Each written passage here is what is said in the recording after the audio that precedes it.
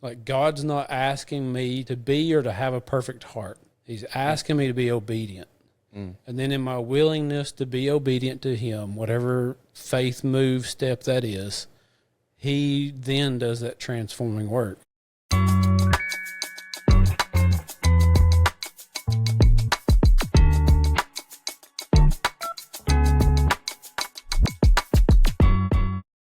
Hey, y'all, sorry to interrupt. Just want to tell you about something that can help you get better in every sense of the word, and that is Refuel IV. So whether if you're dragging after a long week at work, or maybe you had a tough workout this week, or just want to boost your energy and your hydration, Refuel IV has you covered. They have the IV vitamin therapy, the recovery sessions, the sauna, the cold plunge, and they got the chiropractic care as well. And something I love is the electrolyte supplements. They're designed to help you feel better, to stay refueled.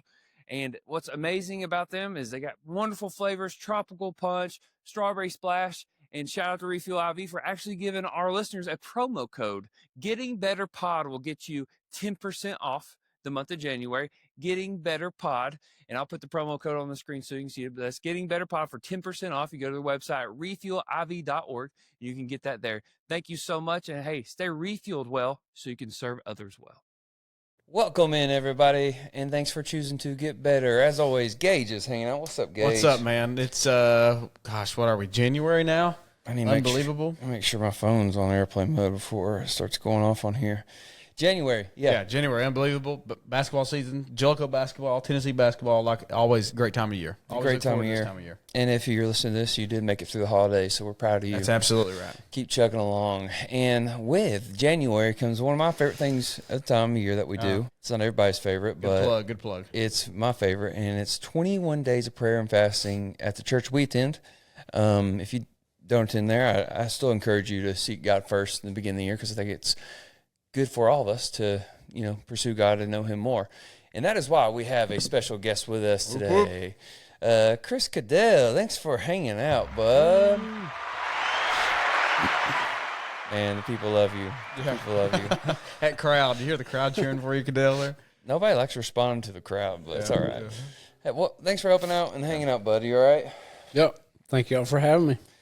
We brought you on, obviously. We've already talked some about this, but to talk about fasting some and praying, of course. But me and you have talked about fasting in the past month or so here and there, passing for 5 to 10 minutes. And Gage actually mentioned that you have some experience there. And I know Matthew chapter 3, Jesus talks about fasting. He's like, don't do it as the Pharisees do it, and they do all that. You don't fast to like get glory from other people, but I don't think it's a bad thing to share your experience in fasting in the faith community to help encourage us to grow. Yeah. And that's what I want to do. One, I'm glad to do this so we can have conversations. I can get to know you a little bit more.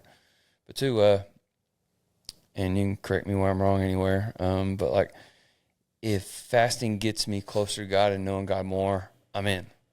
I don't know how to be in on some stuff if I haven't participated or partaken in it. And I've done some different types of fast, but like I always want to grow deeper in that area because I think that's an area where there's room to grow for me. So thanks for hanging out. I like to start it this way just because it gives us a little bit of background. Share your faith journey. Where did this faith journey start for you? How'd you get into fasting? And what made you get into fasting? I think that's a good question too. Yeah. Backstory, growing up as a kid, going to church a lot, Pentecostal church, Church of God. My family was involved in church, ministry. Uncle was a pastor, but like things never connected for me. I would go to the altar, just different things, and went to like Brownsville Revival as a kid. Really? Oh, You wow. went there? I don't think I knew that. Just like My dad went to Brownsville Revival too. Have y'all talked about that? Yep. Oh, cool. Huh. So got to experience a lot of cool things like that, but it just never did connect for me. And then probably when I turned 18, just rebelled, just went hard into the world. That went till I got to be 28. At 28, I was working for the railroad, really good job. I had whatever I wanted. Like 6 months prior to getting saved, it was like people would come out of the woodwork to witness to me, like coal miners that I'm working with. That, like, we were talking about hunting and fishing and stuff. It was all of a sudden like, man, you know Jesus loves you. I'm like, who are you? Like, what do you mean? Like, My mom said you here? yeah. So two things that I kind of was like very difficult for me during that time was my mom ended up having cancer. She's good now. Wow, awesome. And Praise the I Lord. didn't have like a spouse, and I was wanting to be married. And so my mom, mentally, somehow, I was thinking like, because of the way I've lived, God's punishing her. But then the dating situation, the girl just left. So the kind of like the two things I'd built my life on had just crumbled. And here I am, 28, at my farm all by myself in this emotional, mental wreck. And I was trying to think through, like, how do I take my life? How do I do it in a way my parents won't know, look like an accident? And so this is on a Thursday. There's a reason why I'm sharing this part. It'll kind of go into prayer and fasting. Thursday evening, this is happening. I'm in an emotional wreck. I'm like at a crossroads, valley of decision in my life. And my dad's church has prayer on, or has church on Thursday evening. Like, instead of Wednesday, they have church on Thursday evening. And so I get to this place of where emotional mental wreck, I'm believing lies that the enemy's put in my mind, that like the pain, loneliness, all this that I'm experiencing, the only way out is to end my life. And so trying to figure out how to do that. And something happened where my thought process and my emotions was like, where is this God of love that, you know, I grew up learning about, my parents have been serving faithfully? And it was a place of like anger, cursing at God, taunting him, like, where are you? To then like my heart changing, my mind changing, and it being like a plea of like, I need you. Are you still there? Do you still love me? And in that, like, there was a peace that come over me mentally, emotionally. It was like my world stopped. I didn't hear traffic. I didn't hear nature. And I've never heard like Morgan Freeman, like, this is God. But in that moment, just like a still small voice, like, I love you. I'm still here. And kind of like working through some things and just asking for forgiveness and asking him to help me. Like, what do I have to do? And I was like, I think is this crazy? Am I having like a mental breakdown? And so I'm like, is this really you? And one of the things he asked me to do, he said, go talk to your dad. Ask him, like, apologize to him. Ask him to forgive you. Because we had a pretty difficult relationship. And so the next day, Friday, I go to his house, 5 o'clock. I'm waiting for him to get home from work. And I'm nervous. I've never been nervous to talk to my dad or my mom. I'm nervous. He gets there, come get on the porch with me, and we're sitting and talking. And you're 28, right? 28 years old, yeah.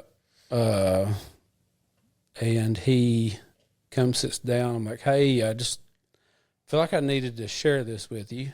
I wanted to apologize. I feel like God's telling me to apologize to you. And I kind of shared a little bit of like him showing up in that moment the day before. And he kind of like looks at me funny. And he's like, I thought something happened. And I'm like, what do you mean you thought something happened? And then he talks me through like his church is like a little country Pentecostal church. And one of the guys there stopped him in the middle of his service. He's preaching.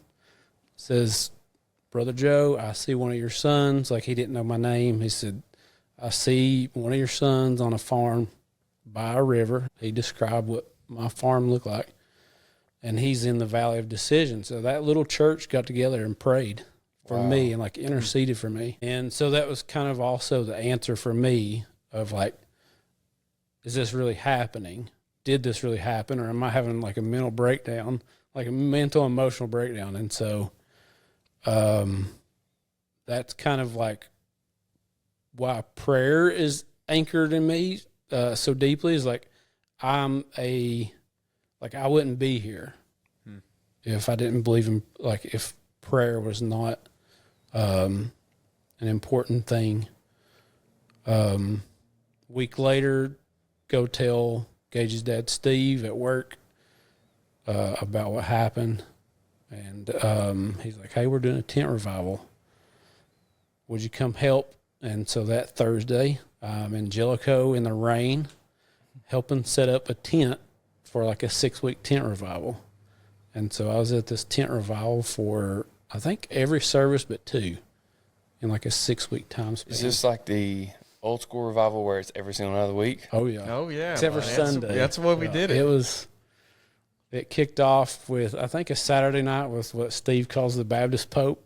It was pretty awesome, like pretty well-known guy in that denomination. Yeah. And then, man, I just met like so many incredible people that had like such parts of their life that was just like contagious. They would be like, just share little things like, you need to journal when you're praying, like journal these things. If God's speaking to you or highlights a scripture, write it down. Just like little things that still now that I do because of like what they shared. At the tent revival, I think it's like week 2 or 3. Gage's dad, Steve, is he's been like a mentor, big brother to me at times, like a counselor, just a father figure in a way at times. Probably, I don't think he wanted to raise 3 boys. I think he had. But he shared with me, he's like, hey, man, have you heard of fasting? And I'm like, no. I'm reading the Bible, praying, and he kind of like walks me through what fasting is. And so then I think it was like the next day I did a 1-day fast. You're so obedient. It Tell was people just about like fasting all the time, like, I'm good. Next day, I got it. I had a, like, God put a hunger, like a grace in my life at that time, just where, man, I was hungry. Naive and ignorant about a lot of things and just wild in a lot of ways, but just doing it and just learning as I go. And so that was like the initial, like 2 or 3 weeks after being saved, born again, fasting for a full day and just seeing the impact that had. And then getting like Jensen Franklin books and messages and Atomic Power Through Fasting by some old guy. I don't even know, like from the early 1900s. Wow. Yeah. So you said basically, can you describe what that first, what your experience was that first time fasting? Right, since you're kind of a new believer at the time and maybe, like you said, ignorant to a little bit. So this is 15 years ago. I can't remember much about like the hunger pains and things like that. Like just but remember praying. Part of the tent revival was like what started out as a bad thing and a good thing. We'd have to break down the equipment, speakers, put it in a trailer, and we just decided. Several of us was like, we're just going to stay here. Like we become homeless. Is that the wild stuff you're talking about? I used to beg my parents to let me go stay with them downtown. We'd be up all night with a campfire, and just people would come by, people in town come by and talk to us, and like we're witnessing to them. And so I'm praying that day. Well, hold on. You don't have a job at this point? I did, but it just, like, I was on call, and I got paid a guarantee to be on call. And so for, like, this is how, like, God worked in my life in just so many ways. Was I was getting paid to be on call, and I think I only worked, like, I missed 2 services. Even if I did go work, I might miss, like, that day, but then I got to be at the service. And then I'd stay the night at the tent. Like, we even had, like, a little camper that somebody pulled up, and so, like, I love it. Yeah, that's pretty sweet. I don't. It was. I've I've got so much respect for you, kid. I mean, I've known you since I was a kid, you know, and I don't know. It's pretty sweet getting to, you know, just I've learned a lot from you. I think you're one of the most, not to just keep feeding your head full of stuff, but I think you're one of the most determined people I know. Got a lot of respect for you. Caddell used to, every time I knew Caddell was coming around, I thought, I got to read something. I got to make sure I'm reading something in the Bible, because every time I saw Caddell, he'd say, Gage, what you been reading? What you been reading? What you been reading? So you've helped me develop so much, I think, in my spiritual journey. You send me emails of just good stuff, being leaders and things like that, and I just appreciate it so much, man. And I don't know, you mean a lot to me. But we're here to talk about fasting. I want to make sure you know that. I mean, you really do. You mean a lot to me. But thank you. With the fasting, how did this become a consistent thing in your life? I mean, what we talked about the first time, but when did you I'm going to start doing this more and more? And how did you do it? I mean, did you just randomly say, "Hey, I'm going to do it now"? Or I think it was just the people that was around me, and having a hunger and desire to get closer to God. And it was like, I'm going to do whatever I can to do that. Even if it's like we were talking earlier, like there were times that I probably was not going into it with pure heart, pure motives, but it's just like, I'm going to do whatever I have to do to get close to God. And it was, I think, like his grace and mercy drawing me, and just from that first fast being a day to then a Daniel fast, like this is in August, the tent revival was like late August, to then doing a Daniel fast, like a super strict Daniel fast. Because that's what I knew, is like reading in Daniel chapter 1 where he's eating fruit or vegetables, to Daniel chapter 10, again, just eating vegetables. And I was like, okay, I'm going to do what Daniel did.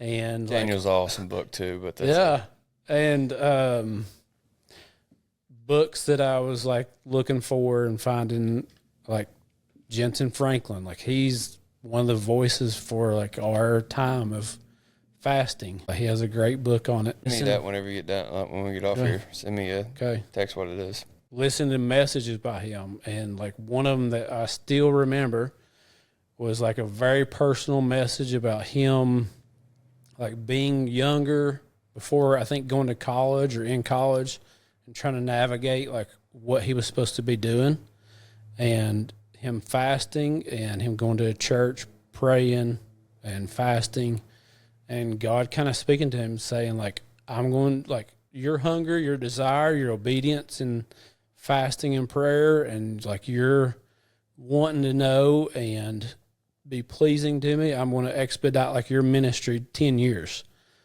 And some reason like that stuck out to me. I was like, okay, I'm going to do this. And just seeing like the effect of it, there have been times, like I said, it's been out of selfish, and in the fast, I feel like God, like the pain of the process of fasting humbles you, can soften your heart. And there's times of obedience in fasting. There's times where it helps to clarify like what he's saying, direction, things like that, and kind of getting the noise of the world out. Like we live in a very cluttered, chaotic, fast-paced world, and it's kind of like, man, if you don't eat for a day, time slows down. And you get to like really slow down and really start to spend some time with the Lord. And there's times where you feel a hunger pain, and you're like, your body's like, you're going to die if you don't eat. And it's like, your body like telling you that. And so taking that hunger pain and saying like, God, I'm hungry for food, but I'm more hungry for you.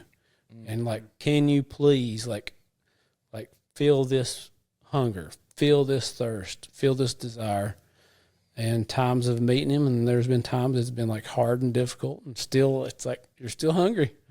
Yeah. And we can talk about like process during fasting of like what happens. It's pretty interesting, or what I've experienced. But just seeing God show up, like fasting and him showing up in so many different ways, whether it's direction, clarity, just kind of like speaking words over your life. With that, I can remember a time working third shift for the railroad, and God drawing me into a time of fasting, to where it was like, I would start my fast and do 3 days, and I would be back to work on that third night, which was like my first day back at work. And it was a lot of walking. It was pretty difficult, but God honoring that and me laying in the floor on the carpet, like I can remember exactly where I was at, remember exactly where I was. Scripture, John 15:16, and him saying like, you didn't choose me, I chose you. Yeah. I called you, and I'm doing this so that you'll have fruit that remains, and it's for his glory. And I'm just like, that verse come up off the page and is like seared into my heart and my mind. There's times where I've felt like I've messed up too much to do ministry and things like that, and it's like that is seared into me. Just so many ways he showed up that's like I become it needed to be a part of my like lifestyle. And if you talk about like consecration, like that's part of like what I feel like God has said. Like, Define that consecration word for people like gauging Like on. me. Yeah, for real. well, like if from biblical, it's just like Samson. Samson was a Nazarite, and so Samson's parents, mom and dad, like I forget if it was an angel or God spoke to him or somebody else spoke to Samson's parents, said he'll be a Nazarite. You can't do this. You got to grow your hair, that type of thing. That's what there's like consecration is like. Your life is going to be different. There's aspects of your life that I want you to be faithful in. I want you to do your best in. It may look different from others. And kind of like if a person is called to like fasting and praying, like that's a part of their lifestyle. I like that lifestyle word a lot. As opposed to Fasting like lifestyle. not opposed, but like you may have somebody that's a worship leader that they're like constantly listen to music and learn how to grow and worship and just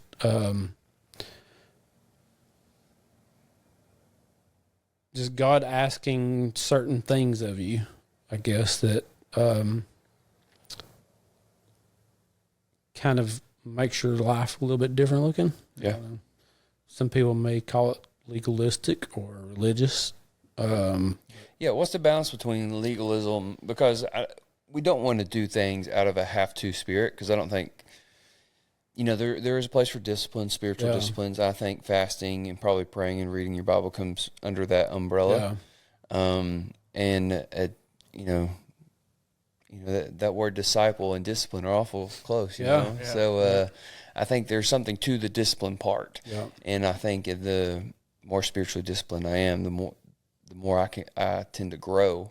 So I don't know. I don't want it to be a have-to thing, but I think, and working out's an easy comparison. I might not want this in the moment, but I know what I want in the end.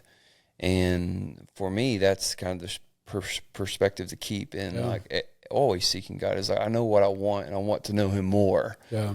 And I think if that's the motivation in fasting, I think it's good. But I know, like you mentioned, sometimes we can get some selfish motivations in that too. Have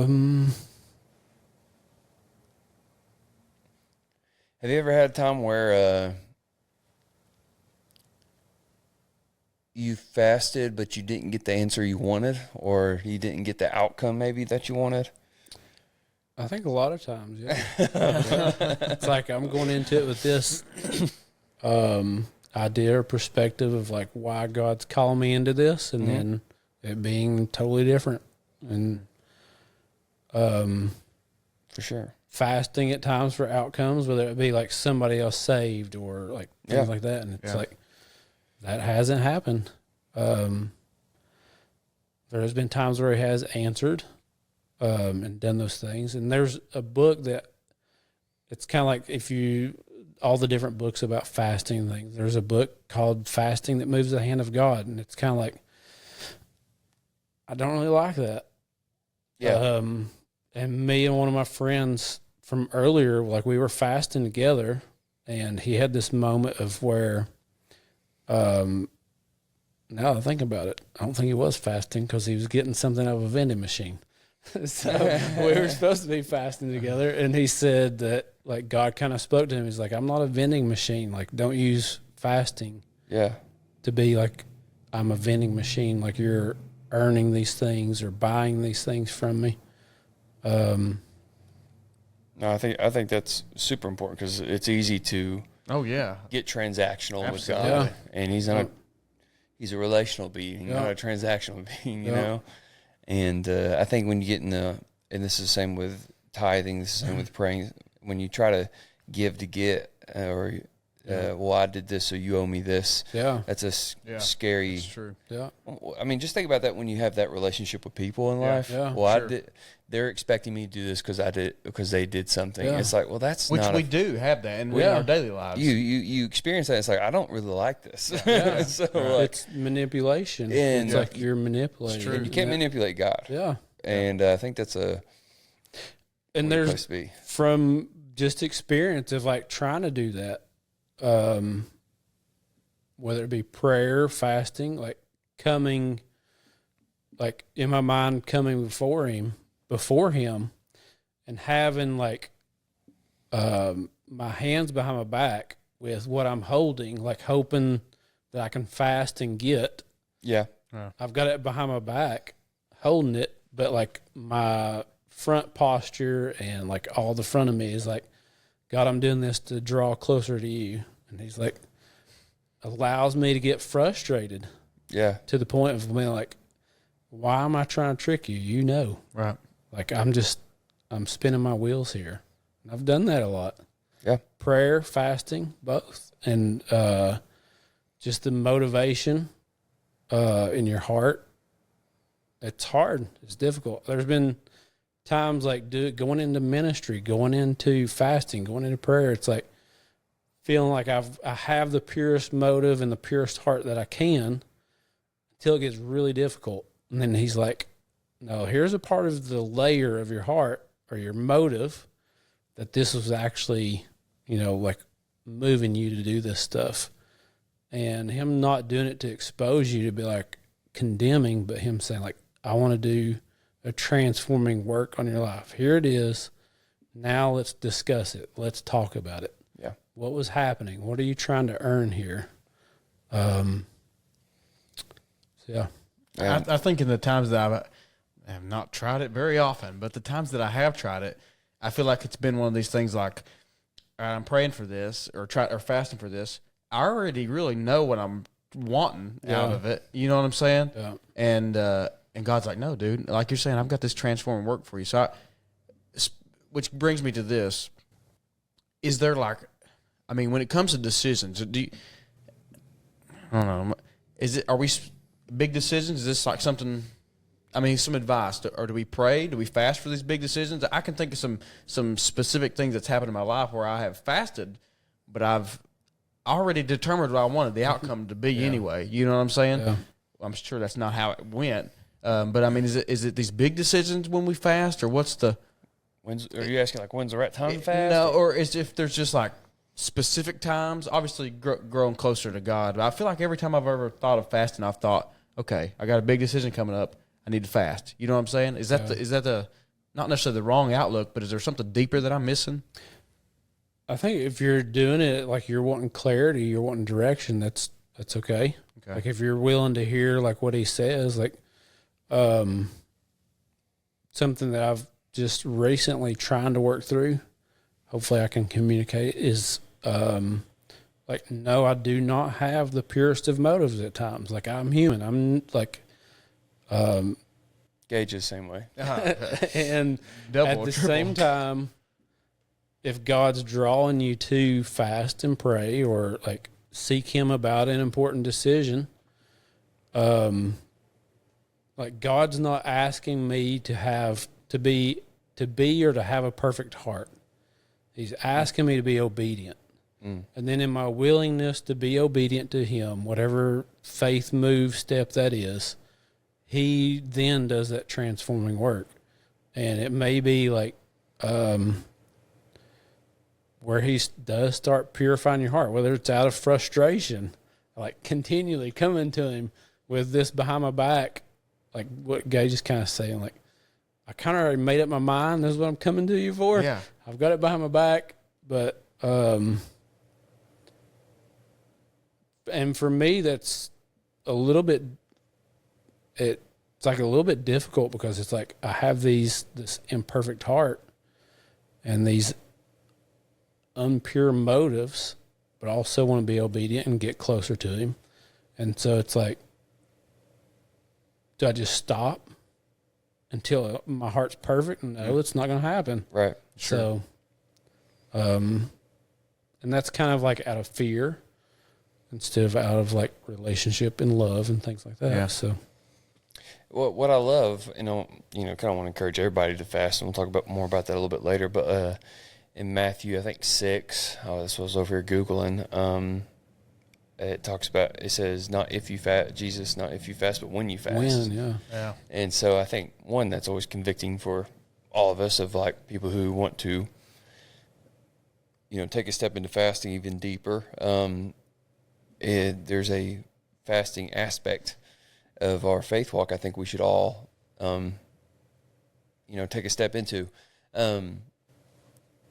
Is for each person. So like, what do you think about, well, so some people are like, hey, I want to fast social media, which I think is good because like social media is, there's it's a resource, a tool, but it can be a cancer for some people, and time eater and all that stuff too. And I think it kind of works probably the same way sometimes food does. You realize like, oh, I got all this free time now that I'm not scrolling.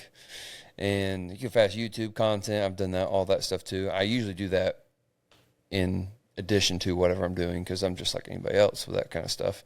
TV shows, that kind of stuff. Do you think, I think that stuff is good because I think people need to fast that. And I think that can be bondage for some people that they realize they need to get set free from. Or a habit they realize, hey, I need to kick this or whatever. But as far as, and I think it's different for everybody, I would encourage people to do that plus food of some sort. Yeah. Whether that's Daniel fast. What do you think what are the rules here? It's kind of like, because like you hear, and so like when I was growing up, it was always food. Yeah. And in the church I grew up in, which I'm for, but then as you get older, people are like, oh, you can fast different things. So it's like, I didn't know this was optional when I was a kid.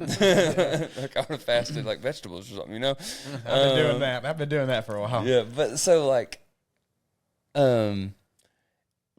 another one is the intermittent fasting stuff, right? People eat from 12 to 6 or 12 to 8, and then they have a certain window where they don't eat, and I think that's good. For health and everything, and there's research behind that. It depends on which side of the internet you're on. Some people say it's good, some people say it's bad. That's probably not in Gage's algorithm at all. No, I don't even know what you're talking about. I've never heard that word intermittent. Anyways, so you have that, and is that a way to biblically fast because you're not eating at a certain window? Like, what are I know God's not necessarily legalistic in that stuff. I believe some form of denying yourself is important. Yeah. But like, I don't know. What are the rules on this thing? Like, you tell me. What do you think about all that? There's examples in the Bible. Let's go with that. So if you do, you gosh, you look like an idiot. I'm sorry. Why are you laughing? You didn't say anything either. There's so just a partial fast, being a Daniel fast, you eat vegetables, fruit, water, and kind of like there is some freedom and liberty in that. Like I was telling you guys earlier, like I've seen people do a Daniel fast and we gained weight because of what Impressive. So there are dry fasts, so you fast food and no water. Moses did that twice for 40 days. So is this like when you brush your teeth? Do not do over 3. Gosh. Do not do over 3. Don't do over 3 unless like God is really, really. Consult your doctor too on some stuff. Yeah. Not that anyone's listening to us on advice about fasting, but so no, you're not brushing your teeth. Well, like no drinking water, yeah. Don't swallow that water. You spit it out. Yeah. It'd be tempting. I'd say, yeah. That's wild. All right, keep going. Let's see. Jesus in the desert. Yeah, full fast. So if you just drink water, no food, that would be like considered a full fast. You ever go too fast? Do I have one? Yeah. I've tried different ones. It seems to be like there are different things happen during different fasts. I don't really know how. There's people that talk about that have done it way more than me that I've listened to and read that talk about how a particular fast makes them connect with God more or causes them to rise, is what they call it. Rise spiritually, like there's a greater connection. And so, like you're talking about, like intermittent fasting, there are some people that do from, like they don't eat from 6 to 6. They do not make up for missing breakfast, lunch, and dinner and like put them all. You need to throw that caveat in 6 there. p.m. But these guys do it for years. Like that is like lifestyle for them. Mm-hmm. And some of the things that you hear like is happening. You look at like Ezekiel. I think it's Ezekiel 4. This is a pretty wild one. Oh, let's go. God tells Ezekiel to lay on his side, one side, for 390 days for the sin of Israel, 1 day for each year of the sin of Israel. Turn over, and you're going to do 40 on the other side for, I think it was, for what was the other king, Judah? Is that what the... Yeah. So he did 390 and then 40. Here's what you're going to eat while you're laying on your side. Plus, I've got you tied up. And pretty much it's like 8 ounces of like lentil barley, some sort of like. That's that Ezekiel bread you see at the yeah. store. I think he's calling you to do that, Gunner. You get to eat 8 ounces of that and a portion of water for whatever 390 and 40. What's that mean? Like it says 8 ounces of the meal, and then you make it into like a bread, a cake. And so that's a wild fast. It is a wild fast. But he had some pretty crazy experiences with God. Like, just. So what's talk about we're talking about the rules here, which I know there's not necessarily a set of rules or examples. Where and how does prayer come in the mix in this? What are we, you know what I mean? What does it look like? What do we, how do we do that? How do they fit together? Yeah. How does it come together? With like those places, Daniel, where it talks about Daniel fasting and praying, Ezra, Esther, Nehemiah. One of those things, and kind of like rules, is if you read those accounts, it says, Daniel says, I was mourning 3 full weeks. Nehemiah, same thing. Like I was weeping over the walls of Jerusalem. And so fasting with prayer, like it should get you to a place of like you have like a cry for the Lord to do something, to work in some way, him to move in something, like, and it like that's the fasting and prayer, like softening your heart. Those guys, it said I was mourning 3 full weeks. Talking about Daniel, and then same thing with Nehemiah, and so that's kind of like where like me reading Daniel, and it was like, okay, I want to do a Daniel fast where it's like I want to get to the place of like I can, like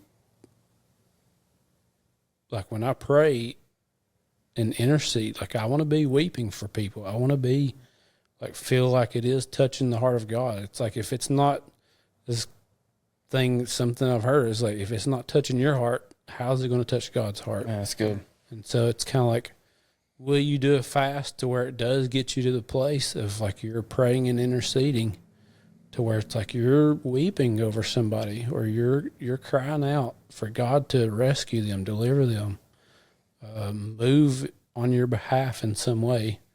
And there's been times where I have. It's like that, where I was working and doing 3 days, going to work, and like God speaking to me. It was for someone specific.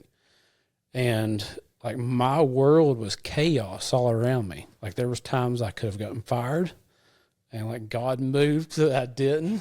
Like just so many things. I had this expensive diesel truck that was sitting parked because some things about it. It's like a newer truck. I was having to drive this old Jeep up an old curvy road because I didn't want to take it on the interstate. I couldn't.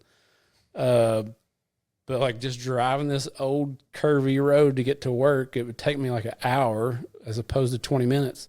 The radio didn't work, so I had to sing, do worship, praise, and pray.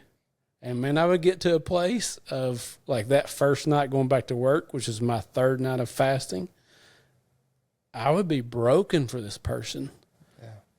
I would get to the parking lot at work, and sometimes they'd call me. It was like 11 o'clock at night, and they would call me and just speaking life into this person. Tell them like they're made for more, like God's got something for you, like hang on, like he's going to get you through this. And like that was one of those, it happened. That's awesome. But getting to a place of like being able to like to cry and to weep for somebody, that's like the prayer and fasting at church. Some of the language we like to use is fasting is disconnecting from the world, and praying is reconnecting to God, or reconnecting to Him more. Do you like that kind of language? Yeah. And do you think that's kind of like part of the fasting and praying experience? Yeah. That's the best way I can try to explain it to people. Is like, hey, there's a lot of noise out there. There's a lot of stuff going on. Especially I deal with a lot of young people at church. So like, hey, disconnect from all the noisy stuff in your life and just try to connect to God a little bit. Because like you said, you know He speaks, and that's still a small voice. I love the whole example. I think it's 1 Kings, Elijah. It's like, hey, if went in the fire, the wind, the earthquake, but it was a whisper. It's like, could you actually hear God whisper? Yeah. And that's and we've probably mentioned that 3 or 4 times on this podcast, but like still it's a simple fact of like my life is noisy. Yeah. And hopefully some fasting, some deleting of some apps. I told this kid to delete Snapchat, and he said, I'll just get the girls to text me instead. I was like, no, just delete that. Quit doing that. But so I think just disconnecting from the world allows you some moments to reconnect to God. And that's what it is for me. And I think it's kind of interesting. The New Year obviously is on the backside of the holidays. And it's not this way from everyone, but I think the holidays sometimes just kind of picks up speed and the to-do list. And, a lot of good stuff too with that. But like, I think no matter where you're at in life or your spiritual journey, I think there's always some good times to disconnect from the world and reconnect from God. And the beginning of the year, everyone's used to those New Year's resolutions and stuff. So I feel like it's just an easy way to say, hey, let's kick it into gear. I had a question. And disconnecting from your flesh. Hey, gosh, tell them about it. Like our flesh is loud. Mine is. Yeah. Oh, yeah. So give me, talk about that a little bit. Disconnecting from flesh. So just in like the process of fasting, if you do like a little bit longer of a fast, you'll notice kind of like stages that you'll go through that you're more aware of. If you're doing it, spending time in prayer, disconnecting from the world, connecting with God, you'll kind of notice like how habitual eating is. I feel like you're talking at me. No, sorry. I noticed how habitual eating is. How pulled by appetites, how strong they are. You'll see a pizza sign, and it's just like, I'm going to break this fast Or and just go hearing eat you a talk pizza. about it. Yeah. And algorithms, things like that. Like you start a fast and all of a sudden you've got Martha Stewart like popping up on your got large on cast your iron feed. pizza popping up in my smash burgers. But as far as like the process, you'll notice like you'll have hunger pains and you kind of like ask God like switch those. Like I have hunger pains, but I want them to be spiritual hunger. Then you'll notice like how habitual, like you'll get past hunger pains to then you notice how habitual eating is. And a lot of that's mental. It's like you'll start having, it's like then becomes a mental battle. So it goes from like stomach to then mental of like seeing advertisements, just thinking about how good a hamburger is. Just like, you really need a hamburger right now. You're going to miss out on a whole pizza. Like, and let's talk about that word appetite. Yeah. Sorry, Gage. I'm asking a lot of questions. Right. Gage is still in this podcast, even though I'm talking Go a ahead, lot. I think the appetite word is good because I think our flesh has an appetite. yeah, And I think that's food. I think that's whatever. yeah, And I think once you deny that appetite, you can actually almost like an algorithm. yeah, You can rewire that appetite Yeah. for something that it truly fulfills. yeah, Like my soul has an appetite. My soul craves something. Yeah. And so what am I feeding it with? And I think I want what 21 days in prayer and fasting does for me is it realigns my appetite with what I'm supposed to be craving. Yeah. And it's kind of like, if you're eating junk or whatever, like, and like, I'm not the healthiest person, so I can't really talk about this too much, but like if you're eating a bunch of empty calories and stuff, it's like you're actually designed for something of substance. Yeah. And I think our flesh and our soul, our soul desires something of substance, but you're filling it with a bunch of empty calories that really feed your flesh. And I think you're what praying and fasting does for me, that 21 days of time, with denying myself, denying my flesh, and realigning my appetite with really what satisfies yeah. my soul. Something eternal. Yeah. And I don't know, that's being also that part of saying no to my desires almost gives me, each time I say no, I feel more spiritually strong, if that makes sense. Because I think if you can say no to even like food cravings, to social media, if you can say no to that, I think that no muscle you start building builds up into your spiritual walk as well. Yeah, you'll definitely get to a place of where your spiritual man is, like you say, like he looks like he's been lifting weights. Yeah. And like the world and temptation, things like that, it's like so easy to like, you can see it and just like, there's no hunger for that right now. There's no drawing for that right now. Yeah. And, yeah. So, whether it's social media or food, obviously, if we get the thought, hey, I want to get on, if we're trying to fast, let's say we're trying to fast those things. Hey, I want to get on, I don't know, Facebook right now. Or, hey, man, I'm pretty hungry right now. I feel the hunger pain. Is that like the flash? It's like, okay, I'm feeling that. I need to pray. Is that kind of how that goes? I mean, yeah, if you're aware of it and that's drawing you, just bring it to the Lord. Say, hey, this is what's happening. Like I'm being drawn to go this direction. Like, can you help me redirect? It's like I have hunger pains. I want to eat natural food. I want this big, huge pizza.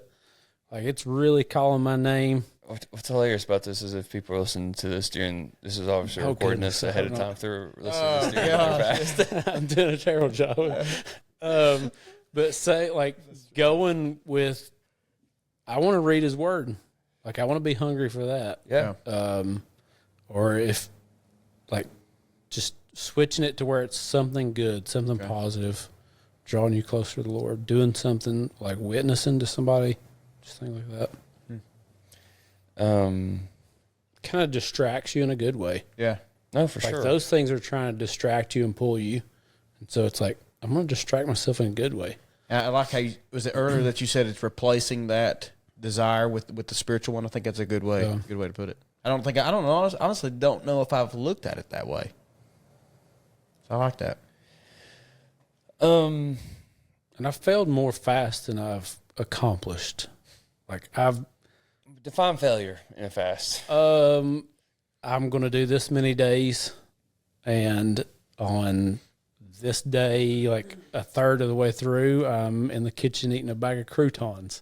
Because Is that a real example, or you just or a bag of croutons chips or are the best something. thing you can I find? don't Oh my know, gosh, man. If I'm breaking a fast, You it's- could get some Lay's. Sometimes that's all you got. Like if you get rid of everything, it's like these croutons aren't going to be tempting. That's what you got. If I ask you what's your longest fast you've gone, do you want to answer that, or do you want to leave that one alone? 'Cause we don't want comparison, but I do think it's interesting. I've done several Daniel fast, what would be considered Daniel fasts, that have been pretty long. I've done one. It was 160 days, Daniel fast. Another one, 120, and it just. I wanted to ask that because I think, of course, there's comparison in the world, but to me, that's encouraging Absolutely. because, like, man, like I want to when I hear Yeah. that kind of stuff, it's like, man, I want to do that kind of Yeah, stuff. absolutely. And that's what, like, for me, I heard other people doing those things. It's like, I want to be a part of this. I don't know what I'm missing. I have fear of missing out on something of God. Oh And gosh, so it's like, Uh, hearing people do those things and hearing these men and women that have, and even examples in the Bible that they do these fasts and then like what their life looks like. It's like, I want to do this. yeah, and this stuff seems weird to some people, a lot of people, Yeah. even people in the faith. This is weird, right?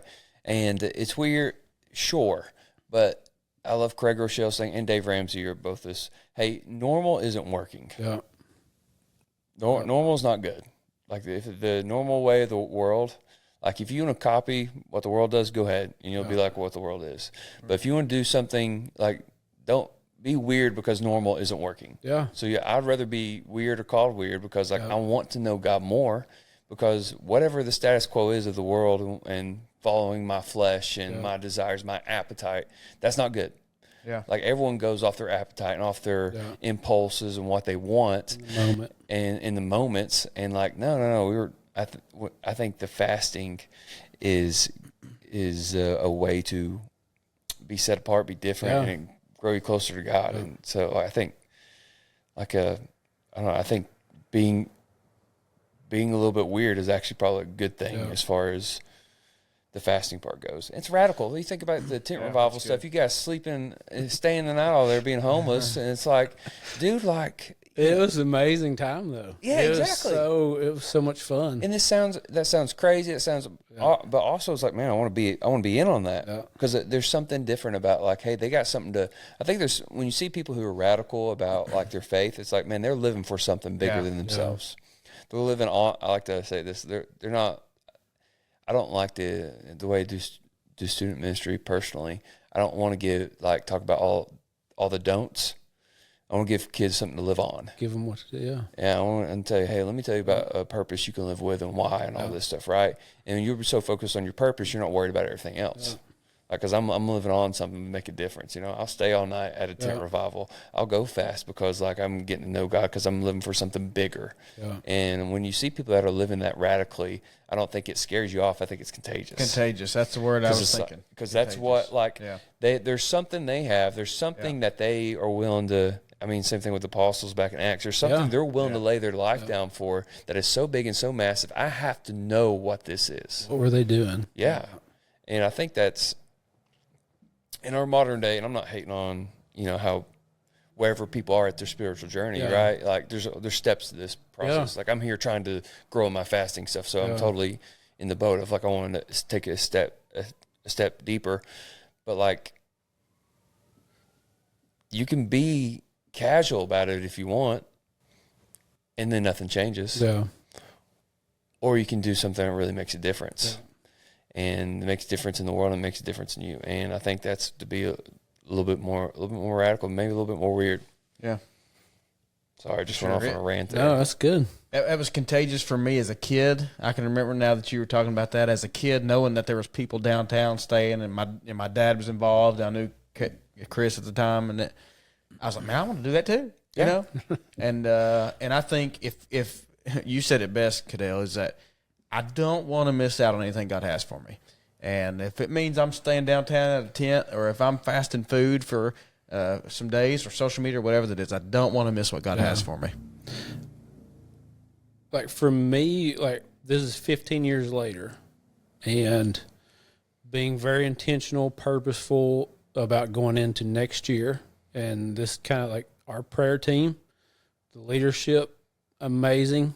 They're a few steps ahead. We're already praying for the church and what's happening for the 21 days of prayer and fasting. And He's pre-fasting.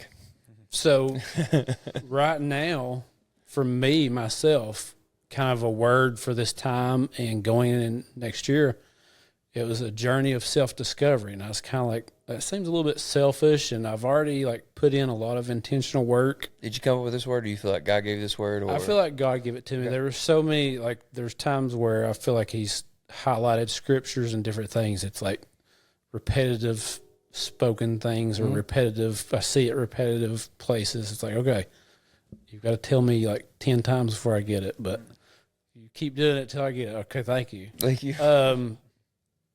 And I was kind of like taken back by it a little bit. It's like, what is this? Like, why is this? Like, I feel like I've done a lot of intentional work, fast and pray, and just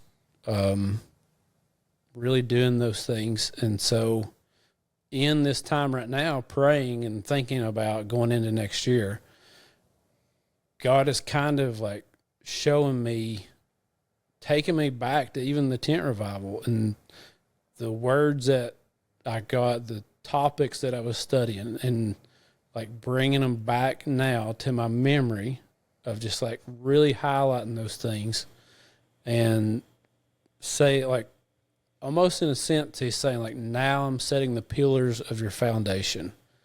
15 years later, just now, all those words, all those things that I give you, I'm just now setting them as a pillar, as pillars of a foundation for you.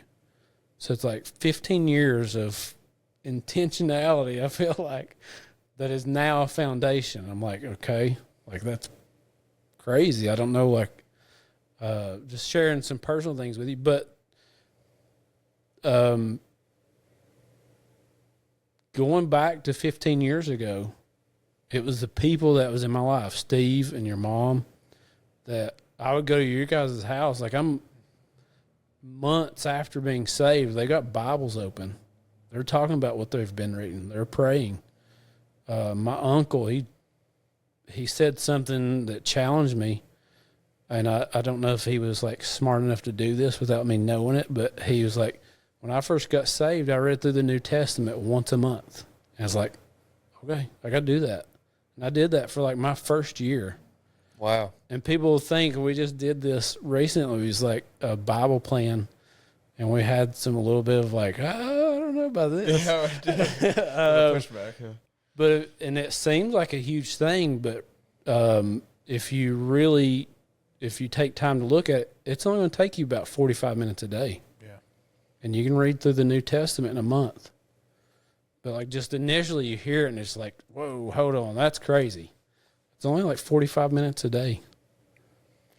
If you stop scrolling, you can find 45 minutes. Yeah, sorry. But just the people that was in my life, like they had like, and Steve and Beck and Gage even, like I admire him. Steve's like talking about Gage in third grade, witnessing to people. I'm just saved. I'm like, dude, I want to be able to witness to people like that because I was shy. I'm like probably the only person you've ever met that told a pastor no, they didn't want to close in prayer at church service. When did you do that? At my dad's church. Okay. So great. for doing stuff like this is a long way for me. But people in my life that God placed there that have been like so impactful, so huge to me. Yeah. That I would see something in them that I was drawn to. I was like, I need to do this. I want to do this. Like I see their life. I see their hunger for God. All right, I want to do it. I can say just from the outside looking in, because I've known you for a long time, Caddell, you have been that for me. looking at somebody that I knew was hungry and disciplined, and I knew you fasted, I knew you read, I knew you prayed, I knew you did all that stuff, and just seeing that from you helped me want to do that. Now, I've not been great at it, especially the fasting part, but you know, the reading, and you'd ask me all the time, hey, what you been reading? What you been reading? What you been reading? I always want to know more. I got it from you. Not holding you accountable. It's like, I want to know more. Like, I need some more. That's hilarious. I thought he was holding me accountable. I was like, oh, shoot, I got to read something. No. But that was contagious in my life, seeing you like that, man. And it still is. It still is. So I think, trying to recap what you kind of just said, I think you're a great example of, like, if you want more, God has more. Yeah. Yeah. And so if you really want to that's good. because you're going through your life, hey, this is something I need to do. Okay, I'm going to do it. I need to read through the New Testament every month. Yeah. I'm going to do it. Or I need to fast. I'm going to do it. I need to pray. I'm going to do it because you have a hunger. Yeah. And so to encourage anybody out there, if you want more of God, if you want more of Him in your life, in your family, if you want to hear His voice more, if you want to grow closer, there's more out there. Yeah. There's times where I've not been hungry, and I've been comfortably numb in the world and distracted, and getting to a place of just being honest with Him. And I think he honors the genuineness in me saying, like, I'm not hungry to read your word right now. Will you give me a hunger? Yeah. And He does. That's awesome. And with other things. So, yeah. All right, I got a couple more questions because we're getting long-winded here. I knew this could be long because I could talk hours about this because, like I said, I'm trying to take some steps and grow here. If someone's wanting to fast, someone's like, hey, I've never done this before. This is new to me. I don't know where to start. Don't know what it looks like. Can you give them maybe how they should start? Maybe whether that's motivation or maybe some stepping stones to fasting, where they should start. New Christian here, new Christian here wants to fast, or what would you? What are some maybe questions you'd ask or things you'd suggest? I know that this could be broad and narrow, depending on the person. Look at just some of the examples in the Bible. Talk to people about it. Ask some others just their advice, their counsel on it. We were talking about accountability before, and just like running, get somebody to do it with you. It makes it a lot easier. Yeah. Kind of held accountable with that partner, that friend. Just get some books, listen to some messages. There's something that I've learned more recently is like, focus is beyond discipline. Like there's times where my resolve, my discipline will run out. But focus helps you to keep going. And so if I'm wanting to fast and I'm not able to do it, I don't have the discipline to do it. Make your focus be about videos on fasting. Like that creates an appetite. Like you're listening to it, it creates an appetite to start doing that. Read about it. That'll create the appetite for it, the hunger for it. Pray about it. That's ask God what He wants you to do. What would be helpful. And then to yield to it. Like if He asks you to do something, yield to it. If you fail, it's okay. Try again. He's not condemning you if you fail. Learn from it. Get up, try again.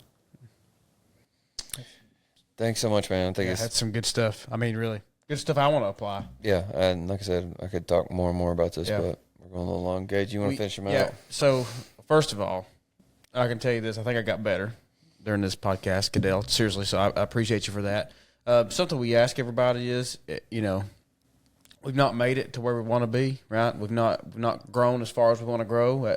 We can get, we talk about being closer, or just getting better in different ways. And so what is one thing right now that you maybe are trying to get better at? What are you working on to, just to get better? I didn't think through this part. It's kind of a spot question for sure. Do you listen to the podcast? No Yeah. pressure. Yeah. Okay, well, then you know But we I ask this didn't. question I every forgot. time. I forgot all This is about our- it. this is our, There's so many things here. It's like Jeff Sweat. Jeff Sweat gives us a list of like 5 things. That's what I'm like thinking through, like my going Give into us next your year. biggest one. For me right now, and this like ties back into fasting and hunger, things like that, and prayer, and I don't want to look at this time next year and be kind of at the same place. And just so whatever it takes for me to grow, I just don't want to be stagnant. I don't want to get to the end of my life and be like have any regrets. I want to know like I live my life as best as I could, and like I fail at that a lot, but just want to give it my all. I don't want to look back in a year from now and just be like, oh, man, I'm still kind of talking about the same things. I'm still sharing the same. It's like I want to have some more to give to other people, and yeah. so No, I love that. Sweet. So the reason we do this podcast and that just to be transparent through conversations and things. I think what it's created immediately. I can't speak for Gage, but some accountability on my end is like, hey, I want to make sure I'm growing For sure. But also like just having conversations like this, I think has been really good for me to grow too. And so, but we appreciate it, man. you guys are doing an awesome thing. A lot of awesome things. I admire both of you. We'll edit that out. Thanks, bud. Yeah. Well, No, we appreciate you. And I love to hang out more, by the way. Yeah. But I think I'm ready for a cheeseburger. yeah, whatever, a Pizza or cheeseburger if something. you're fasting. Bacon cheeseburger. Good, McDonald's is up the road here. Thank you, everyone, listening, watching, like, subscribe, do all that stuff. And until next time, keep on getting better.